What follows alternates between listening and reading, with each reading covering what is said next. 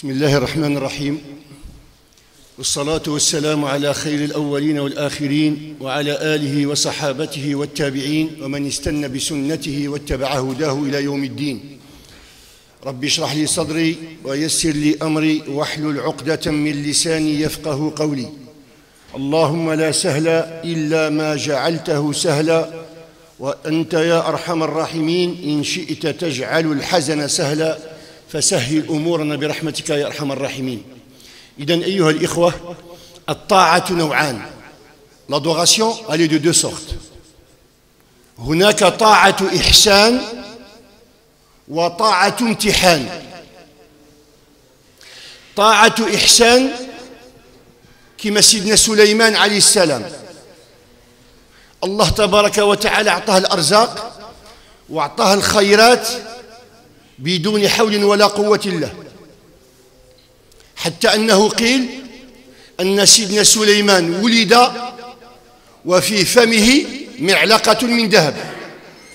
يعني سيدنا سليمان بمجرد ما ولد وهو صبي كان يأكل في المغرفة نتاع الذهب. فهذه طاعة إحسان. وهناك طاعة امتحان كما طاعة سيدنا أيوب عليه السلام. Donc, il y a deux sortes d'adoration. Il y a une adoration de remerciement, comme Salomon, alayhi salam, il était très très riche. Allah lui a donné de toutes les richesses, au point où on dit il est né avec une cuillère d'or dans sa bouche. C'est-à-dire, dès qu'il était enfant, il mangeait avec des cuillères en or. Il y a une adoration de patience, comme Ayyub, alayhi salam, qui est resté des années et des années très malade, en grande souffrance. Et il a patienté, il a remercié Allah subhanahu wa ta'ala. هناك ناس الله عز وجل في قدرته يرزقك ويعطيك بدون تعب. كلكم تعرفوا القصة نتاع مريم عليه السلام اللي قصها علينا الله عز وجل في القرآن. كلما دخل عليها زكرياء المحراب وجد عندها رزقا. كل ما سيدنا زكريا يدخل على مريم إلا ويوجد عندها رزق ماشي موجود في المدينة هذه كاع، وماشي موجود في ذاك الوقت. فكان يسألها عليه السلام، سيدنا زكريا كان يسأل مريم: يا مريم أنى لك هذا؟ قالت: هو من عند الله، إن الله يرزق من يشاء بغير حساب. قادر يعطيك وانت راقد. الله عز وجل لا يحتاج إلى الأسباب، بل هو خالق الأسباب وموجدها. الله عز وجل إذا أراد أن يرزقك خلق لك الأسباب التي تؤدي بك إلى الرزق. Donc, Allah, quand il veut te donner, ce n'est pas un problème pour lui. Et vous connaissez tous l'histoire de Marie. Quand Zacharias est rentré chez elle, il trouvait toujours de la nourriture et de la richesse chez elle. Pourtant, elle ne sortait pas du mihrab et en plus, personne ne rentrait chez elle à part Zacharias. Et quand il lui a posé la question, Mariam, elle n'a pas réfléchi pour lui dire que ça vient d'Allah subhanahu wa ta'ala. Il donne sa richesse à qui il veut. ولكن رب العالمين أراد لعباده أن يأخذوا بالأسباب. ربي بغى في هذه الدنيا باش نأخذ بالأسباب، نتعب وننهض باكرا، قادر يعطينا كما مريم عليه السلام. وحتى مريم نفسها الله عز وجل لما كانت تعبانة وكانت مريضة وكانت من الولادة إلى آخره، الله عز وجل قال لها: وهزي إليك بجذع النخلة تساقط أو تساقط عليك رطبا جنيا، على حسب اختلاف القراءات. فحتى هي رغم التعب الله عز وجل أمرها أن تأخذ بالأسباب. هذه سنة الله في خلقه، لا بد أن تأخذ بالأسباب إن أردت الرزق. Donc Allah, il a voulu quand qu'on fait les causes pour chercher la richesse. Allah, il peut le donner, comme il l'a donné à Maryam alayhi salam. Il peut nous enrichir, comme il a enrichi Salomon. Mais Allah, il veut qu'on suive des causes que Allah subhanahu wa ta'ala a instaurées sur cette terre. C'est Allah qui décide. C'est pas nous. Nous, on appartient à Allah subhanahu wa ta'ala. Ce bas monde, il appartient à Allah subhanahu wa ta'ala. La richesse, elle vient d'Allah subhanahu wa ta'ala. Tout ce qu'on voit, tout ce qu'on ne voit pas, tout ce que nous possédons, tout ce que nous ne possédons pas, il appartient à Allah subhanahu wa ta'ala. وهو الذي يقرر. نحن ملك لله عز وجل. انت كي يكون عندك ملك. Toi, quand tu as une richesse, ton argent, tu fais ce que tu veux. Tu as une maison, tu la donnes à qui tu veux. Tu empêches qui tu veux de rentrer chez toi. Tu as une voiture, tu vas où tu veux, exactement parce qu'elle t'appartient. Nous, nous appartenons à Allah subhanahu wa ta'ala. Et il fait de nous ce qu'il veut. فالله عز وجل أمرنا أن نأخذ بالأسباب وأن نتعب. وهذا ماشي معناه أن الله عز وجل لما أمرنا أن نأخذ بالأسباب أنه لا يحبنا أو لأنه لا قيمة لنا عند الله عز وجل. فالله عز وجل يقول في حديث قدسي: يا عبادي ما ابتليتكم لهوانكم علي. يقول لك يا عبادي ماشي ابتليتكم تنوضوا الصباح وتتعبوا وتعرقوا لأنني ما نبغيكمش أو لأنكم ما عندكمش قيمة عندي، ولكن ابتليتكم لهوان الدنيا علي. ما ابتليتكمش لأنكم ما عندكمش قيمة عندي أو لأنني ما نبغيكمش، وإنما ابتليتكم لأن الدنيا لا قيمة لها عندي، لهوان الدنيا علي. الدنيا هذه عند رب العالمين ما عندهاش قيمة. كما يقول الرسول صلى الله عليه وسلم: لو كانت الدنيا تساوي عند الله جناح بعوضة ما سقى منها الكافر جرعة ماء. لو كان جات الدنيا عند الله عز وجل عندها قيمة كما الجناح نتاع الناموسة، الكافر ما يكونش عندها الحق باش يشرب منها جرعة ماء. ولهذا الرسول صلى الله عليه وسلم يقول: الله عز وجل يعطي الدنيا لمن يحب ومن لا يحب، ولكنه يعطي الدين لمن يحب فقط. ربي عز وجل هالدنيا يعطيها للمطيع ويعطيها للعاصي، ولكن الدين اللي يبغيه الله عز وجل ما يعطيه إلا للمؤمن. Donc, Allah subhanahu wa ta'ala, il ne nous a pas éprouvés dans ce bas monde, il ne nous a pas demandé de faire les causes pour s'enrichir et de se lever le matin et de souffrir parce qu'on n'est pas important chez Allah subhanahu wa ta'ala, ou bien parce qu'il ne nous aime pas. Allah, il nous dit: ô mes serviteurs, je ne vous ai pas éprouvé parce que vous n'êtes pas important chez moi, mais je vous ai éprouvé tout simplement parce que ce bas monde, il ne vaut rien pour moi. Ce bas monde, chez Allah, il ne vaut rien du tout. Au point où le prophète, il nous dit: si ce bas monde, il valait chez Allah l'aile d'une moustique, le mécréant n'aura pas droit à une gorgée d'eau. Mais tout simplement que ce bas monde, il ne vaut rien chez Allah subhanahu wa ta'ala. Mais soit عنده. Et c'est pour ça que le prophète sallallahu alayhi wa sallam nous dit: ce bas monde, Allah il le donne aux croyants et aux non-croyants, c'est-à-dire aux musulmans et aux non-musulmans. Il le donne à celui qui aime et celui qui n'aime pas, son ennemi. Mais la religion, Allah il ne la donne uniquement à celui qui l'aime. يعطيها فقط لمن يحب الدين. والدليل هنا انتم تعرفوا الصحابي الجليل ابن مسعود رضي الله عنه، فهذا صحابي من كبار الصحابة عليهم الرضوان، حتى أنه لما صعد للنخلة وشافوا الصحابة الساق نتاعه، الساق رقيق، ضحكوا. فالرسول صلى الله عليه وسلم قال لهم: أتضحكون من ساقي ابن مسعود؟ قال لهم: والله إنه عند الله أثقل من جبل أحد. شوف المحبة نتاع الله لابن مسعود، الساق نتاعه أثقل عند الله من جبل أحد، فما بالك بقلب ابن مسعود، فما بالك بابن مسعود.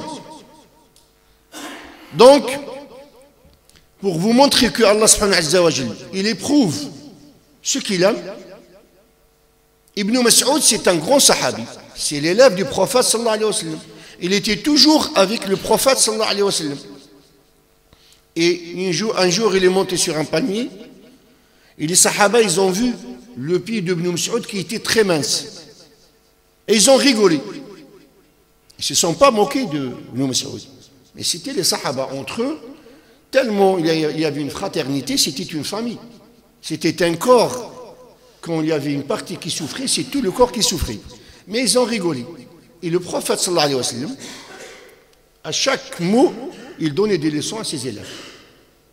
À chaque fois qu'il y avait quelque chose, soit il corrigeait, soit il confirmait, mais toute la vie du prophète sallallahu alayhi wa sallam, c'était une école et c'était un dars pour les sahaba. Quand il les a vus rigoler, il leur a dit, vous rigolez du pied de Ibn Mas'ud, il pèse chez Allah subhanahu wa ta'ala le jour de la rétribution plus que la montée de Uhud, qui s'étale sur plus de 6 km. Alors imaginez le cœur de Ibn Mas'ud.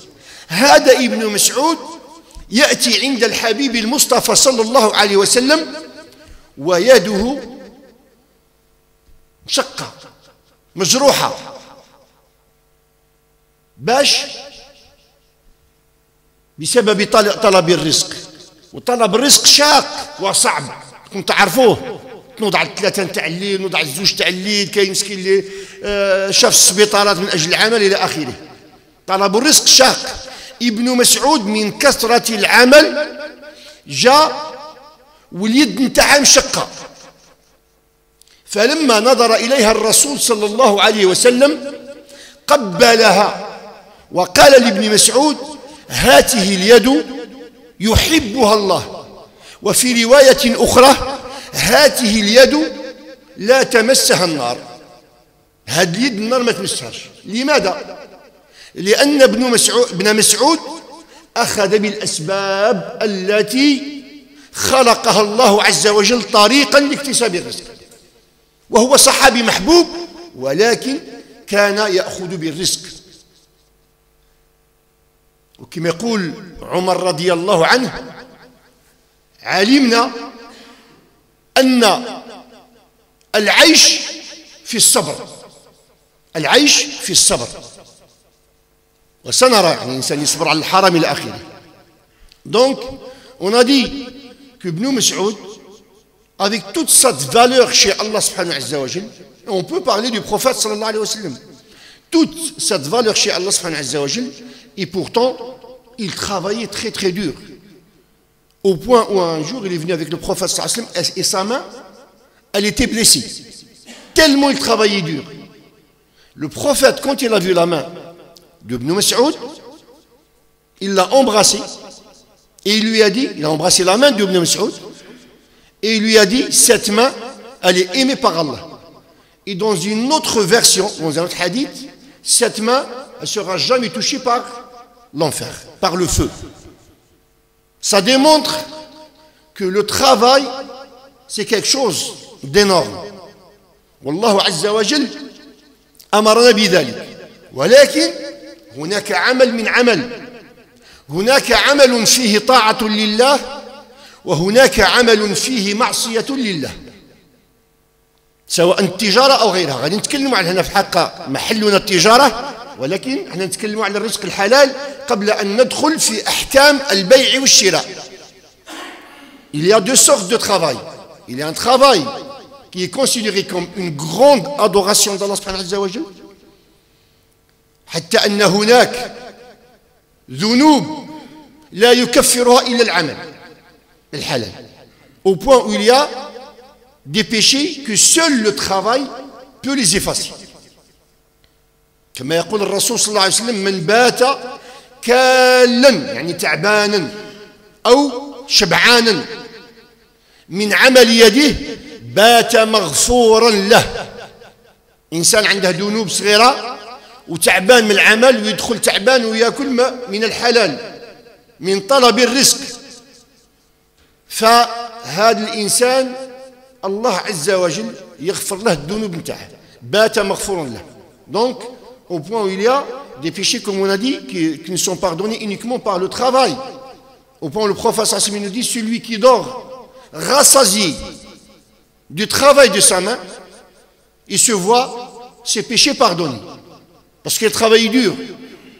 Et الرزق وطلب الرزق أنت في عبادة إذا طلبت من الحلال. والله عز وجل هو اللي يقول وأحل الله البيع وحرم الربا. وأحل الله البيع وحرم الربا. هناك أشياء محرمة لا يجوز لك أن تعمل فيها، وهناك أشياء محرمة. Et comme j'ai dit, ce qui nous intéresse, Inch'Allah, c'est le commerce et les lois du commerce, que ce soit l'agriculture, que ce soit autre chose. Mais ce qui nous intéresse, c'est le commerce.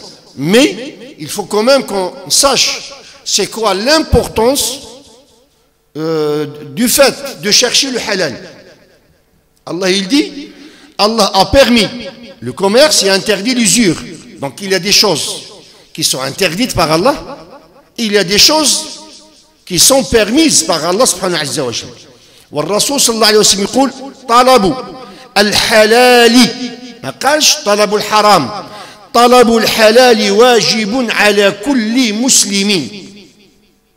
طلب الحلال واجب. الأكل مستحب مباح، الأكل كي تأكل من المباحات، ولكن بعض المرات الأكل يولي واجب عليك. إذا كان كنت مضطر للأكل وإذا ما أكلتش تموت، الإنسان لا يجوز له أن يقتل نفسه.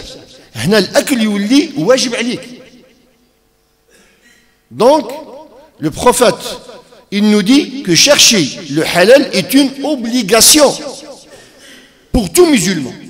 Il doit chercher le halal. Travailler dans le halal, ça c'est une obligation.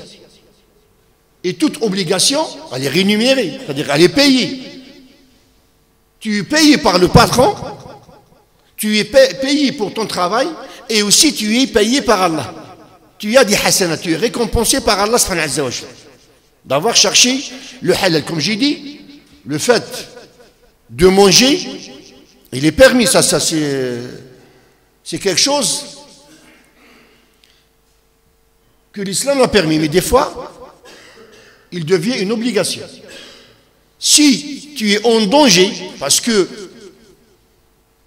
tu dois manger, tu n'as pas le droit de te mettre en danger. Et là, ça devient obligatoire de manger. Et on verra, il y a des fois même, le haram, il est permis pour sauver ta vie. Uniquement, tu prends le strict nécessaire pour sauver ta vie. إذن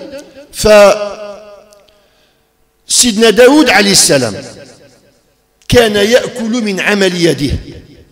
سيدنا داود نبي من أنبياء الله عز وجل، وكان يأكل من عمل يده. الله عز وجل يقول وعلمناه صنعة لبوس لكم.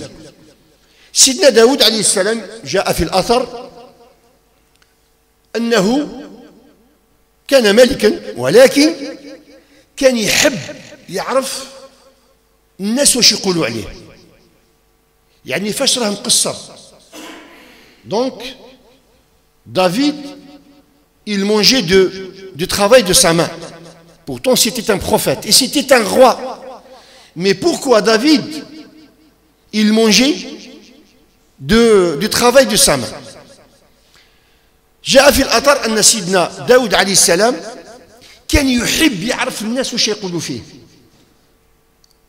يعني الحاجة اللي راه مقصر فيها. أنا لو كان دوك مثلا جيت تقول لي حاجة فيا شي عيب ما نقبلش، ونقول لك شكون هذا وانت شكون الى اخره وتجي تنصحني، ربما ما نقبلش النصيحه. لكن هؤلاء العظماء الذين رفعهم الله اليه واحبهم من كثره تواضعهم، ما كانش يهمهم واش يقولوا فيه الناس، واش تيقول فيا انت ولا واش تيقول فيها الانبياء والرسل والصالحين امثال الصحابه عليهم الرضوان والتابعين؟ هاد الناس ما كانش يحوسوا. واش تقول فيه انت؟ كان يحوس يرضي الرب سبحانه عز وجل، ما كانوش يحوسوا يرضيوا الناس، كان قلبهم معلق بالله عز وجل. انت تقول عليه ولا ما تقولش عليه ما كانش يهمهم. حتى أن قصة ربما قلتها لكم، في يوم من الأيام كان أحد الصالحين عندها، كنا تكلمنا عن اللحية الأسبوع القادم، عندها لحية الله يبارك نازلة حتى للسرة نتاعها. فمر على واحد اليهودي، واليهودي معاه كلب، يهودي كان يسحب معاه كلب. فهذا اليهودي أراد أن ينتقص من هذا الرجل الصالح، عالم من العلماء الكبار.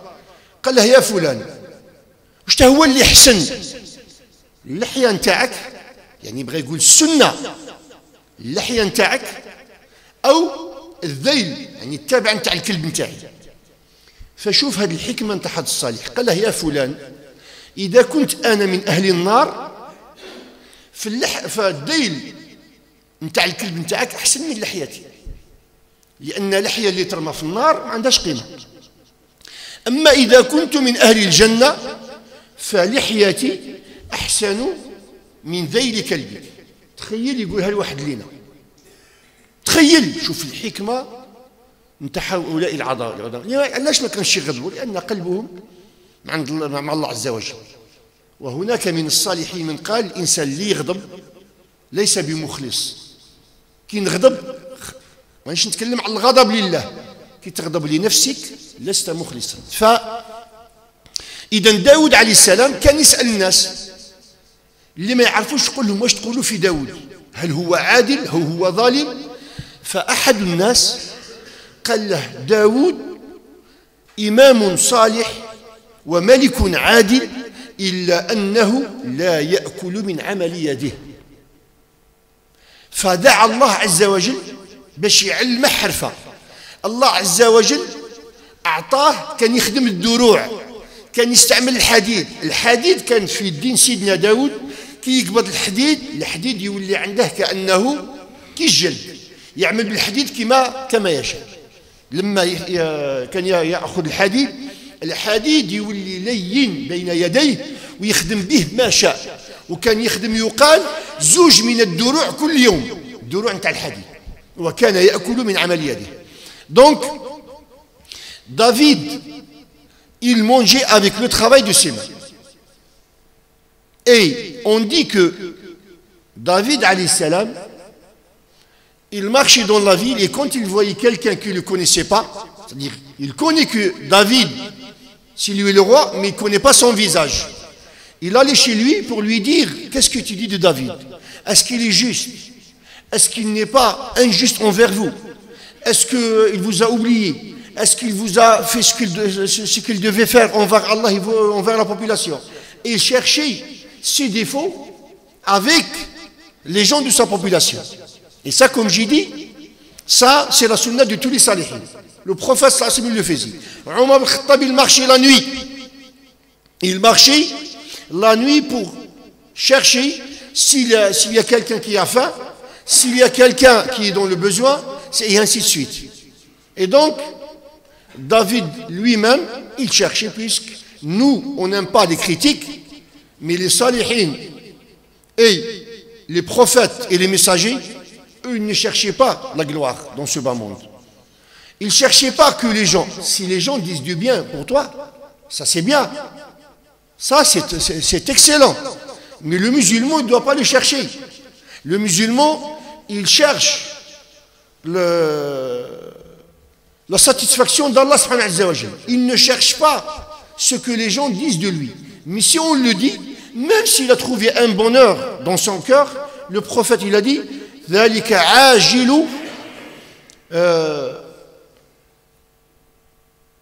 j'ai oublié la parole du prophète sallallahu alayhi wa sallam ذلك عاجل شغل جزاء المؤمن. Mais le prophète il n'a pas dit jaza, parce qu'on n'a pas le droit de placer un mot à la place du hadith si on le met. C'est-à-dire le prophète sallallahu alayhi wa sallam il dit ça c'est une récompense avant la grande récompense d'Allah subhanahu wa ta'ala. Si tu trouves un bonheur de ton cœur. Mais ça c'est jaza, mais ce n'est pas le mot du prophète sallallahu alayhi wa sallam. Ah, dhalika ajilu bushra al-mu'min. C'est ça la parole du prophète. Et pourquoi je ne l'ai pas dit? Parce que quand tu ne connais pas le hadith, comme il l'a dit avec les termes du prophète, tu dis comme il a dit le prophète. Ou bien dans le sens qu'il a dit. Mais tu ne dis pas le prophète a dit et tu rajoutes un mot de ta tête. Ni dans le Coran, ni dans le hadith du prophète sallallahu alayhi wa sallam. Donc, dhalika ajilu bushra al-mu'min. Mais le croyant, il ne cherche pas. Donc c'est pour ça que David, un prophète d'Allah et un roi en même temps, il cherchait les appréciations des gens de son pays. Et un jour, il a demandé à quelqu'un, qu'est-ce que tu dis de David? Il lui a dit, David, c'est un roi qui est juste. Et c'est quelqu'un d'un grand pieux, mais il a un seul défaut. Il ne mange pas du travail de sa main. Et David, il a demandé à Allah subhanahu wa ta'ala de lui apprendre un métier. Et Allah il lui a donné ce métier de forgeron. Comme un forgeron, David il n'utilisait pas le feu. Il prenait le fer, et quand le fer entre ses mains, le fer il est dur. Dès qu'il est pris, il est entre les doigts de David, il se transforme comme si c'était du plastique. Et il faisait des boucliers. On dit même qu'il faisait 2 boucliers par jour, il les vendait. Et c'est ça le commerce. Donc, on est en train d'arriver au commerce. Et il les vendait et il mangeait par des mains de travail de ses mains. Et d'ailleurs, même dans la Bible, في التوراة فيها نص يقول حرك يداك أفتح لك أبواب الرزق. يعني يا عبدي نوض بكري، المصنع بالله، لوزين بالله، ماشي مباشرة تقول لي لا أنا ما جبرتش غادي نخدم في الحرام. يا أخي نوض الصباح وتوكل على الله. ربي راه يقول لك حرك يداك أفتح لك أبواب الرزق. في كل كتبه الله عز وجل يقول لك خذ بالأسباب. حرك يداك معناه خذ بالأسباب، دير الوسائل اللي الله عز وجل شرعها. والله عز وجل حينما تغلق أبواب الأرض يفتح لك أبواب الرزق في السماء، وسيأتيك رزقك عاجلا أو آجلا.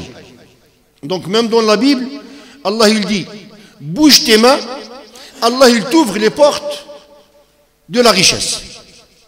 Bouge tes mains, c'est-à-dire fais le nécessaire. Utilise les causes que Allah a créées dans ce bas monde. Tu écris, tu cherches, tu te lèves tôt, etc. Et Allah il t'a promis de te donner ta richesse. Et le travail, alhamdulillah, Ali karramallahu wajhah, est le mari de la fille du prophète sallallahu alayhi wa sallam. Et c'est pas n'importe quelle fille. Fatimatu az-Zuhra.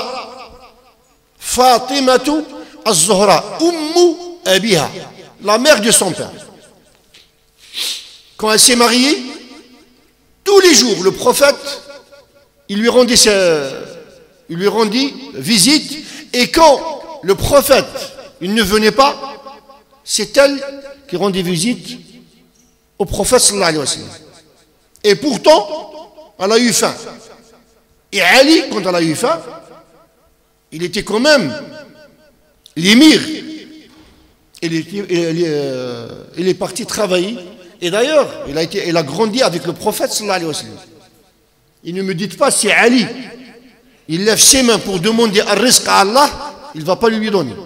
Et ne me dites pas, c'est Fatima az-Zuhra, elle demande le rizq à Allah subhanahu wa ta'ala, il ne va pas lui donner. S'il il demande à Allah subhanahu wa ta'ala de transformer la pierre en or, Allah il va la transformer pour lui. Mais subhanallah, il demandait à Allah la foi et il ne demandait jamais, il est parti travailler chez qui? Il y a des versions qui disent chez un juif, mais beaucoup de savants disent chez une juive, une femme. Elle était devant lui, c'était la patronne. Et Ali, il travaillait. Il lui tirait de l'eau du puits. Et elle lui a dit, en face de chaque bidon, je te donne une date. Nous, on travaille avec une date. Je connais une date. Tel patron, à chaque fois qu'il tirait un bidon, elle lui dit voilà, une date. 1, 2, 3, 4, elle lui a compté ses dates. Et en plus, c'est le fruit de son travail. Il va pour manger avec sa femme. Le halal, ils vont être rassasiés. Parce que le haram, il va te faire sortir un ulcère dans l'estomac. Ou bien, parce que c'est un poison. Mais le halal, il peut être rassasié avec le peu qu'il va manger. Ils ont vécu comme ça, subhanallah. Ils étaient plus forts que nous. Et il allait pour manger avec sa femme. Il a rencontré le prophète. Le prophète, il avait faim. Il lui a donné une partie de ses dates.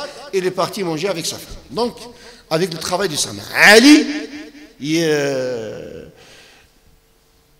يأكل من عمل يده. Donc,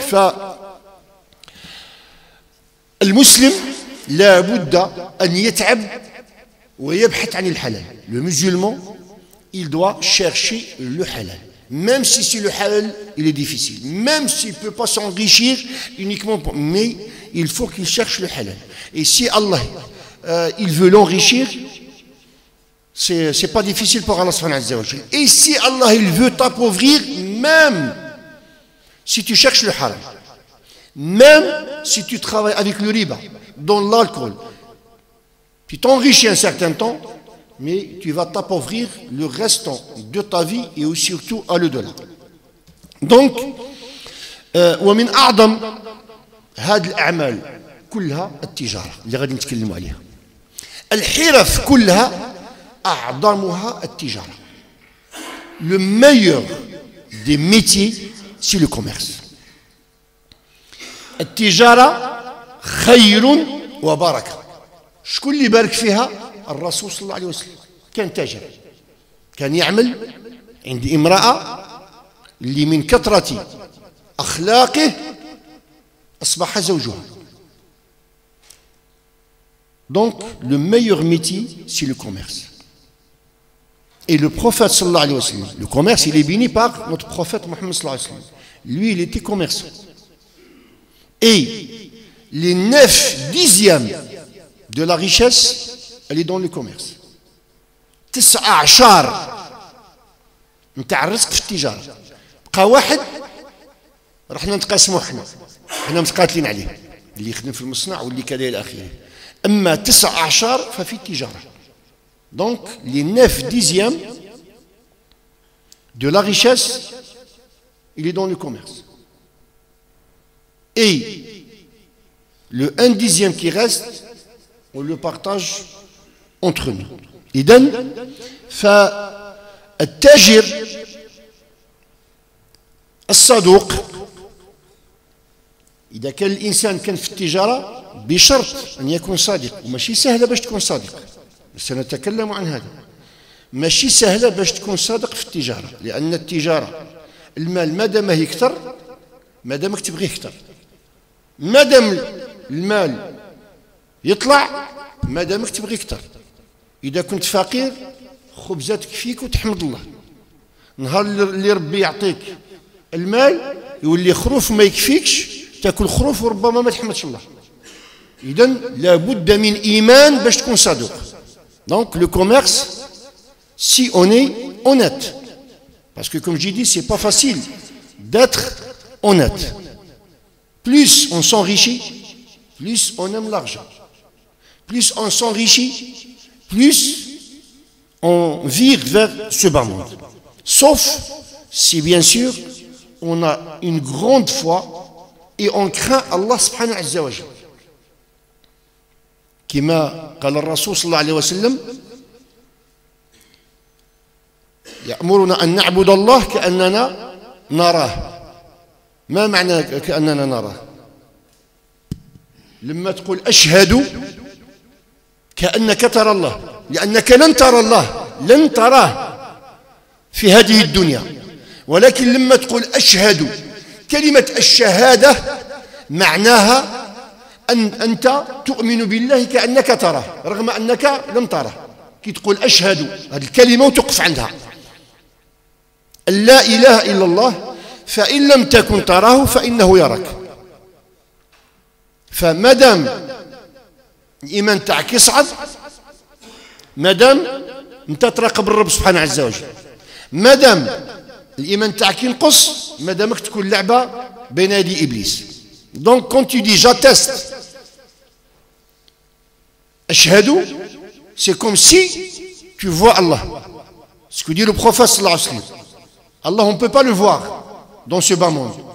Mais quand tu attestes qu'il n'y a de divinité qu'Allah, quand tu dis le mot j'atteste, le prophète il te dit c'est comme tu vois Allah. Tu le crains comme si tu le vois. Et si tu ne le vois pas, c'est lui qui te voit. Donc, c'est un cheminement vers la foi. Plus on craint Allah subhanahu wa ta'ala, plus la foi elle monte, plus la présence d'Allah subhanahu wa ta'ala est permanente. Donc, le commerçant honnête, il ne peut être honnête sauf s'il craint Allah subhanahu wa ta'ala. Tu vas me dire, atini dalil, donne-moi la preuve. La religion, tout le monde parle. Il y a 1,5 milliard de musulmans, il y a 1,5 milliard de mouftis. Mais pour que tu sois convaincu, ou bien pour que tu sois certain, quand quelqu'un il te parle de lui, dalil. Donne-moi le dalil. Et ça, c'est pas une honte. Donne-moi le dalil. Le dalil, c'est soit du Coran, soit du hadith, soit l'ijma', soit le qiyas, l'analogie, soit l'istihsan, l'istislah, l'istishab, qawlu sahabi, l'akhiri, c'est de dari'a, ce qu'ils ont dit les savants. Donc, il faut le dalil. الدليل الرسول صلى الله عليه وسلم يقول التاجر الصدوق يحشر يوم القيامة مع النبيين والصديقين والشهداء والصالحين. الرسول صلى الله عليه وسلم يقول لك التاجر اللي صادق ما يكذبش على الناس وما يخدعش الناس وما ياكلش الحرام ولا يطفف في الكيل، ما يديلكش. ودوك نتكلموا على التطفيف. هذا الإنسان الرسول صلى الله عليه وسلم يقول لك مع النبيين. أنت ماشي نبي وربي يحشرك مع الأنبياء فقط لأنك تاجر. علاش؟ لأنك خالفت النفس الأمارة بالسوء، وباش تخالفها ماشي سهل في المال. Le prophète il nous dit le commerçant honnête sera le jour de la rétribution avec les prophètes, les véridiques, les martyrs et les pieux. Tu es un simple commerçant dans ton magasin. Et le jour de la rétribution, tu es avec le prophète Mohammed sallallahu alayhi wa sallam, avec Nouh, avec Salih, avec Houd, avec Shu'aib, avec Younes, avec Yahya, avec Ismaïl, avec Ibrahim, avec tous ces prophètes et ces messagers. Ça, c'est pas rien, c'est énorme. Donc, pour arriver à ça, il faut un grand effort. Tu seras avec les véridiques. Siddiqin ma Abu Bakr. Tu seras avec le véridique Abu Bakr. Tu seras avec les martyrs. Les gens qui ont donné leur vie et leur sang, ils ont souffert. Ils sont morts pour Allah subhanahu wa ta'ala. Tu seras avec eux. Pourtant, tu n'as donné ni ton sang, ni de... Et avec les pieux, qui ont passé les nuits à prier, qui ont appris le Coran et qui n'avaient même pas de temps. Moi, j'ai connu un frère qui est l'Ijaz al-Kubra. Et quand je dis l'Ijaz al-Kubra, ce n'est pas les 10 récitations. Parce que beaucoup de gens, quand ils disent l'Ijaz al-Kubra, la grande Ijaza, ils croient qu'ils connaissent les 10 récitations. Les 10 récitations, ce n'est pas l'Ijaz al-Kubra. C'est au-delà des 10 récitations. Je peux vous garantir, quelqu'un qui a الإجازة الكبرى qui est uniquement les 10 récitations. Pour ne pas oublier, uniquement dans la récitation de Warsh, il y a l'Akh Abd Salam, il est là, et avec vous, demandez-lui, Jazahu Allahu anna khair. والله يحفظه ويطول له العمر نتاعه إن شاء الله. في ورش كاين زوج أنواع من القراءة. كاين قراءة الأزرق وقراءة الأصبهاني. وروح أنت وما بقاش تدخل قراءة في قراءة، نوع مع نوع، هذا غير في قراءة ورش. في قراءة قانون فيها تختلف القراءات، قراءة تشبه ابن كثير وأخرى لا، وروح أنت ما تدخلش في الآخر، زيد عليها قراءة ابن كثير، قراءة أبو يعقوب عن طريقة طيبة النشر، قراءة حمزة، قراءة ذكوان، يعني باش ما تنساش وما تدخلش قراءة مع قراءة، يعني ما عندكش الوقت، يعني حتى باش تشوف الأخبار في التلفازة. أما الإجازة الكبرى فحدث ولا حرج. Donc c'est un frère qui avait des récitations. Les mots, ils étaient pesés. C'est-à-dire, il parle avec toi 10 minutes, 15 minutes, tu lui poses tes questions, et après, subhanallah, il part, parce qu'il n'a pas le temps. Il n'a pas le temps. Sa vie, elle est consacrée à la Subhanahu wa Ta'ala. Tu seras avec ces gens-là, parce que tu étais un commerçant. Tout simplement parce que tu étais honnête. Et ça veut dire qu'être honnête, quand ça concerne la richesse, c'est pas facile.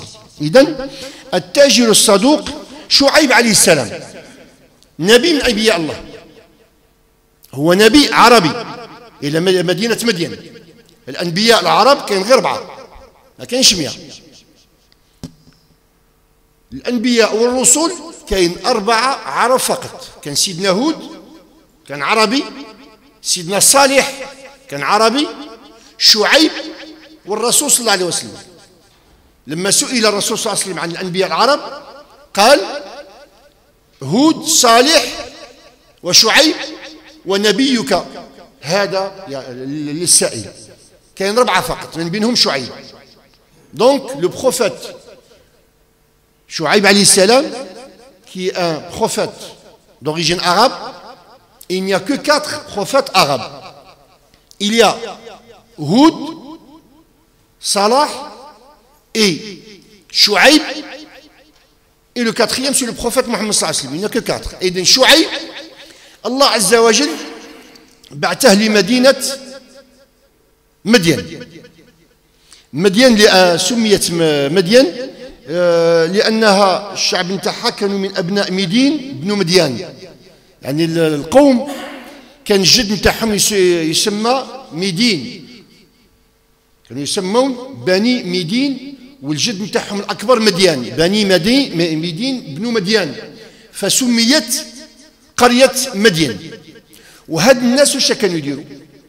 كانوا يطففون في الكيل، كانوا يخسرون الميزان، يعني إذا باع لك ينقص من الميزان، وإذا شرى عليك يدي أكثر، يعني كانوا ينقصوا من الميزان تاع الناس في التجارة، ما كانوش صادقين في التجارة نتاعهم. كيما احنا اليوم نجي نبيع اللوطو نتاعي انايا، راني غادي نبيع السيارة نتاعي وباغي نبيعها بثمن، ويجي المشتري وانا عارف بلي فيها عطب هنا، عطب هنا، عطب هنا، عطب هنا، ما نقدرش نقول له فيها هذا العطب، ما تقدرش. انت باغي تخرجها بصح كي غتفكر باللي غادي يطيح لك من 6000 اورو، لا ما تخرجش. شكون اللي يخرج لك الكلمه باللي باش تقول له ها العطب اللي فيها، ها العطب اللي فيها؟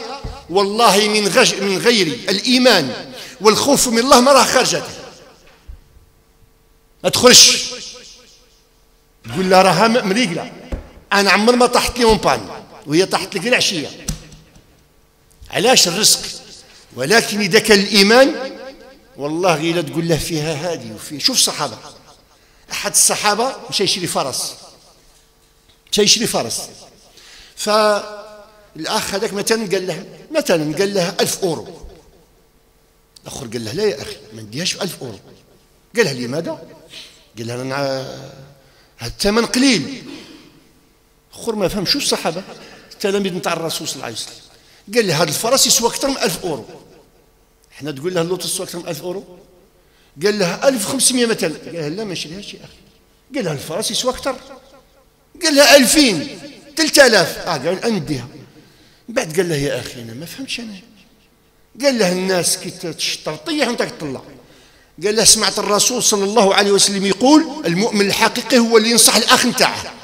أنا جيت نشري عليك وراك باغي تبيعها بحاجة رخيصة راني ننصحك باللي يسوى أكثر.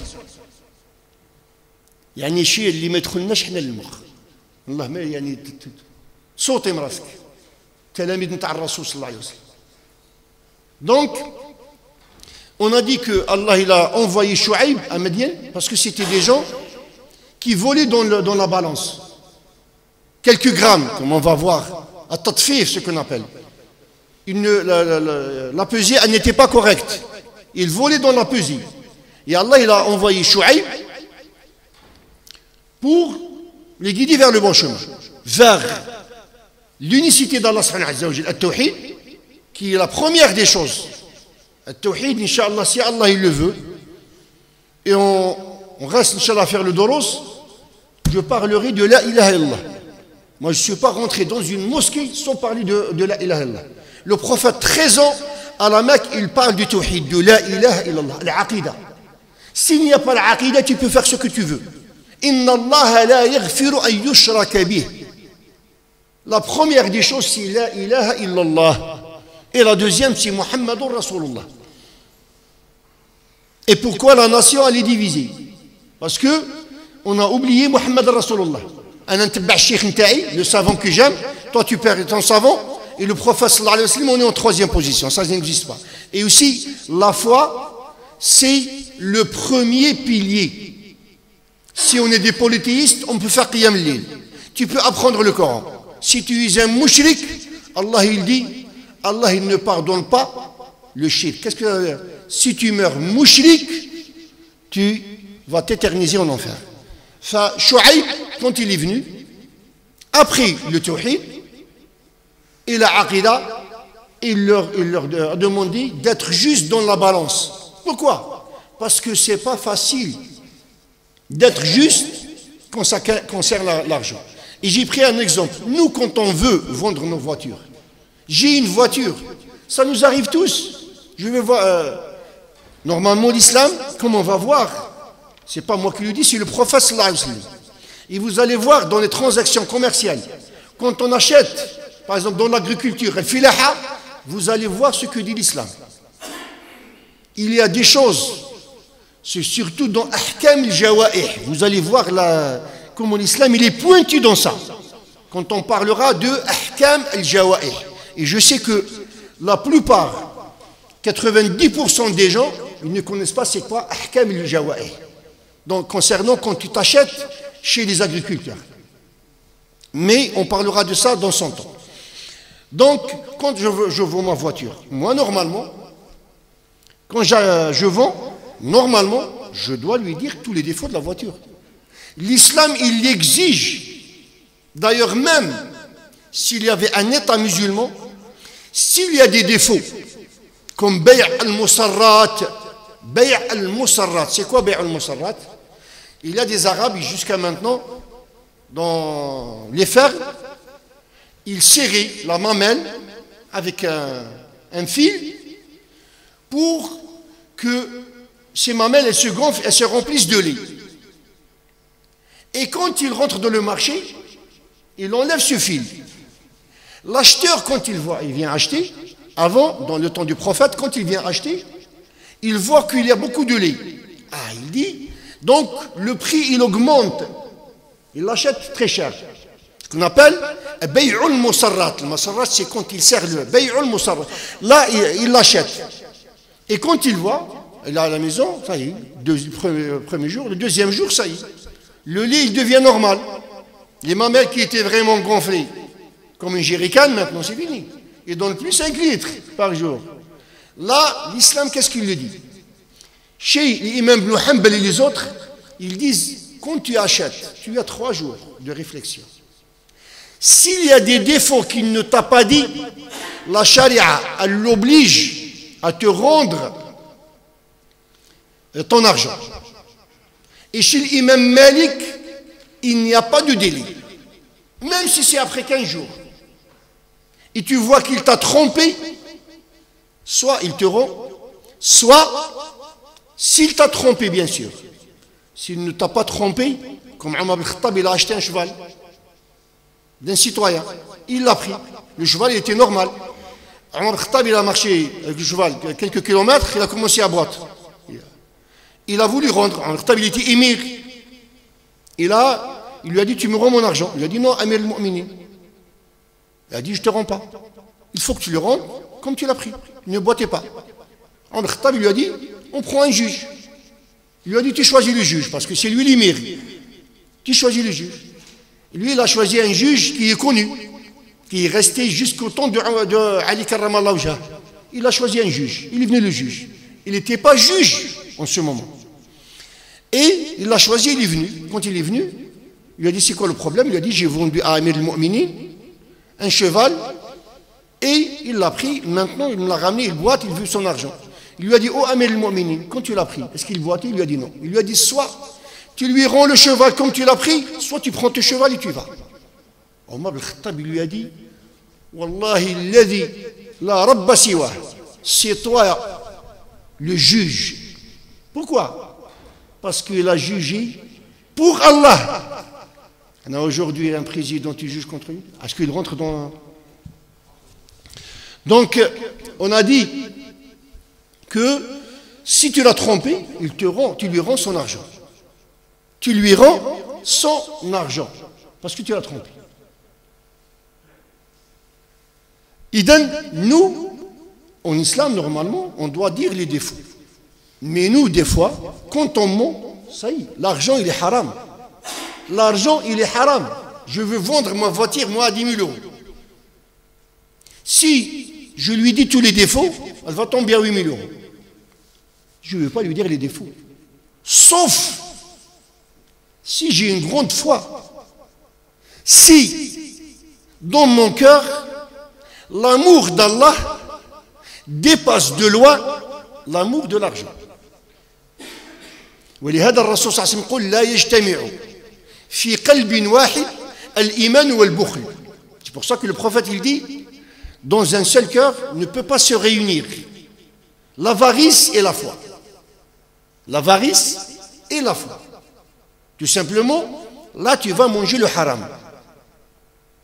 Est-ce que tu peux lui dire, sauf bien sûr, إذا كنت مؤمن. باقي لنا شوية وقت ولا هنا؟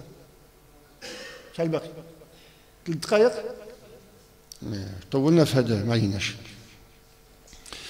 Donc, شعيب عليه السلام جاء ليقول للناس يا قوم اعبدوا الله ما لكم من إله غيره ولا تنقصوا المكيال والميزان. Ô mon peuple, adorez Allah, vous n'avez aucune divinité à part lui et ne diminuez pas les mesures et le poids. Il est venu pour leur dire ne diminuez pas les mesures et le poids. Et à la fin, qu'est-ce qu'il leur dit? وَيَا قَوْمِ أَوْفُوا الْمِكْيَالَ وَالْمِيزَانَ بِالْقِسْطِ وَلَا تَبْخَسُوا النَّاسَ أَشْيَاءَهُمْ. Là, ô mon peuple, pesez correctement, équitablement et ne prenez pas ceux des autres. Un prophète pour leur dire ça, ça veut dire que le commerce n'est pas facile. C'est très bien le commerce. Allah, il te donnera. Mais l'être humain, comme يقول الله وخلق الإنسان من عجل. الإنسان مقلق. نبغيو نترفهوا بالخف. نبغيو نستغناو بالخف. ما نبغيوش السنة نتاع الله عز وجل. والله عز وجل يبتلينا، هذا اختبار. الحلال يمشي بالعقل. ولكن راسخ تنتفع به بالدنيا وفي الآخرة. أما الحرام يشعل كما تشعل النار ويحرقك. Donc, c'est une sunna d'Allah subhanahu wa ta'ala. Nous, on se précipite, comme il a dit, on veut s'enrichir très vite. Et c'est pour ça qu'on tombe dans le haram. Et Allah, par sa sagesse, pour tester les vrais croyants, il a fait en sorte que la richesse, le halal, elle va tout doucement. Mais le haram, il s'enflamme d'un seul coup. Tu trouves le musulman, il vit bien. Et on voit des gens qui, avec un salaire avec un petit salaire. Ils vivent très très bien. Tu rentres chez lui. Et ça, je vous jure, c'est moi qui l'ai testé. C'est comme si Allah il a voulu me donner un dars. Il y avait, subhanallah, un pavillon dans un endroit. Je ne savais pas pourquoi ce pavillon me plaisait. Dans une ville qui est un petit peu proche de la ville où j'habite. Ce n'est pas la même ville, mais dans une autre. Et quand je passais, ce pavillon, il m'a tiré, je ne sais pas pourquoi. Et pour moi, dans ma tête, les gens qui sont derrière ce mur, ils sont dans un paradis.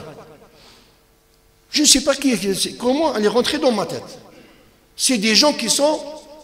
Un jour, il y avait une femme qui demandait, je ne sais pas, elle a demandé à des gens, elle cherchait ma maison. Elle sonne, je descends, je trouve des gens, ils ont dit, non, vous devez venir avec nous, Ruqya, je ne sais pas quoi. Et grâce à Allah, je suis parti, parce que moi, c'est-à-dire faire une Ruqya sur une femme, jamais. Ça ne veut pas dire que ce n'est pas permis. Moi, je ne le fais pas directement sur une femme qui est allée devant moi. Moi, je ne peux pas. Et ça m'est arrivé une fois, une femme commençait à crier, son mari s'est enfui. Alors elle s'accroche à toi, ni imam, ni... Donc, mais je suis parti quand même.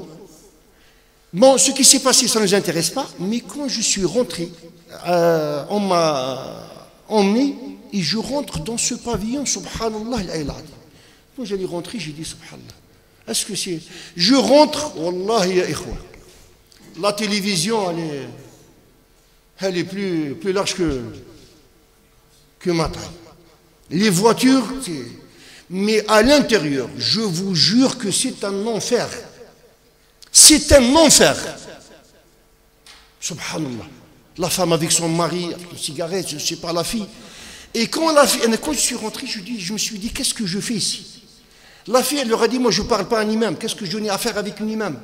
Avec un imam. Et après, je vois une fille qui descend, et ça, je ne l'oublierai jamais. Quand je l'ai vue, comment elle est habillée, une fille de 17, 18, etc. Et d'origine arabe, maghrébine, d'un pays musulman. Quand elle descendit, j'ai dit avec...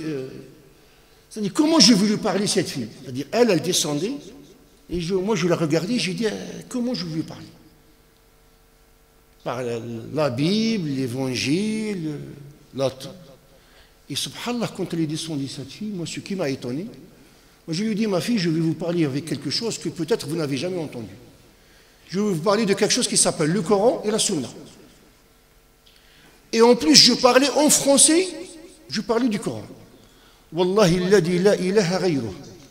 Je vous jure pour que vous n'ayez aucun doute. La fille, elle était comme si c'était une statue. Et elle m'écoutait. Qala Allah, qala Rasulullah en français. Qala Allah, qala Rasulullah. Allah a dit, le prophète il a dit. Subhanallah, j'ai dit, même moi, quand on m'en parle de l'islam, je n'écoute pas de cette manière. Et en plus, parce qu'elle sortait à 2 heures de la nuit, etc., quelqu'un de ma famille m'a dit, Wallahi al-Adim, je ne sais pas qu'est-ce que vous avez fait. Je lui ai dit, je n'ai rien fait. Ça, c'est la parole d'Allah. Vous êtes venu grand en France et vous avez oublié ce que vous allez léguer vos grands-parents qui est le plus cher, l'islam.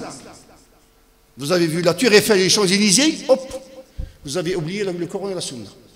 Cette fille, elle veut revenir aux sources. Donc, on a dit que Chouaïb est venu à son peuple pour lui dire de ne pas diminuer du poids. Il y a même un verset dans lequel que vous connaissez tous, Allah il dit Wailun lil mutaffifin. Wailun lil mutaffifin. Alladhina idha iktalu ala an-nasi yastawfun wa idha kaluhum aw wazanuhum yukhsirun. Ala yadhunnu ulaika annahum mab'uthuna li yawmin 'azim yawma yaqumu an-nasu li rabbil 'alamin. Il y a un verset qui dit Allah il parle des commerçants, puisqu'on va parler du commerce et des lois du commerce en islam. Allah il dit malheur aux fraudeurs lorsqu'ils mesurent pour eux-mêmes, ils exigent la pleine mesure, et lorsqu'ils mesurent pour les autres, ils fraudent. Ne pensent-ils pas qu'ils seront ressuscités pour un jour très dur? وكي نقول التطفيف، واش هو التطفيف؟ التطفيف ماشي حاجة كبيرة، يعني تدي للمشتري بعض الجرامات. نعطيك مثال كما قالوا العلماء في تفسير هذه الآية. التطفيف مثلا، أنا راني غادي نشري عليك اللحم، إذا كان الجزار هنا يسمحوا لي، لكن هذا ماشي كلامي أنا. غادي تبيع اللحم وعندك ميزان يحسب بالجرام، وتحط له الكارت وفوقها شوية بلاستيك تحسب له بالجرام. قال لك العلماء هو أنت ديت غير جرام واحد، ديت له جرام فقط، بالنسبة لك ما كان والو، جرام هنا وجرام لهي وجرام لهي إلى آخره. أنت حسبت، هو ما شراش عليك الكارت، حشر عليك اللحم. هذا يدخل في التطفيف. ويل للمتطففين. ولهذا لما نزلت هذه الآيات أهل المدينة كانوا يخلوا الميزان يهود حتى لا يسموا مطففين. أغرام ربي يحسب عليك. الميزان تاع الله عز وجل ماشي بالجرام. من يعمل مثقال ذرة، الذرة لا ترى بالعين، ومثقال ذرة يعني أقل من الذرة. إذا أنت تقول لي غرام، الذرة ما فيهاش غرام، يعني 1000 ذرة ما فيهاش غرام. من يعمل مثقال ذرة، فالتطفيف تدي لي غرام ليا لا ما تديهلاش. إذا كان عندك الإيمان وبغيت تكون كما قال الرسول صلى الله عليه وسلم التاجر الصدوق يوم القيامة مع الصديق، مع النبيين والصديقين، باغي تكون انت مع الرسول صلى الله عليه وسلم، لا ما تسرقش غرام. باغي تكون مع الشهداء، لا ما تسرقش الجرام. هذا هو الانسان اللي يكون مع الرسول صلى الله عليه وسلم. النبي محمد صلى الله عليه وسلم باش تكون معه هكذا، هذا ماشي لعب، ماشي لعب. يعني القرآن يكون هو المنهج تاعك، ماشي نقول لك انا قال الله تقول لي لا فرانسوا أولوند قال لا. لما تبغي تكون مع الشهداء، الشهداء اعطاو الروح نتاعهم، les martyrs ils ont donné leur vie, ils ont donné leur sang, ils ont souffert pour être des martyrs. C'est pas n'importe qui est martyr. Khalid ibn al-Walid, il a assisté à tous les combats et pourtant il est mort dans son lit. Et il a dit يعني ما عنديش, j'ai pas entre une blessure et l'autre, يعني ضربة بالنبل, entre une flèche et un coup d'épée, même pas 4 doigts. Et je vais mourir comme une vieille dans mon lit. Ça c'est Khalid ibn al-Walid. Ala namat a'yun al-jubana. Il a dit les lâches maintenant qui ne dorment pas. Tout simplement parce que j'ai voulu mourir en martyr et je suis en vie. Tu seras avec Khalid ibn al-Walid. Tu seras avec Omar al-Khattab. Tu seras avec Nuh. Donc là, il faut que tu sois un commerçant correct. Et je crois que le temps, hein, le mort. Allah ghalib, on terminera Inch'Allah la prochaine fois. Et on va parler bien sûr des conditions de la vente en islam Inch'Allah. Subhanak Allahumma wa bihamdik. Nashhadu an la ilaha illa ant, nastaghfiruka wa natubu ilayk.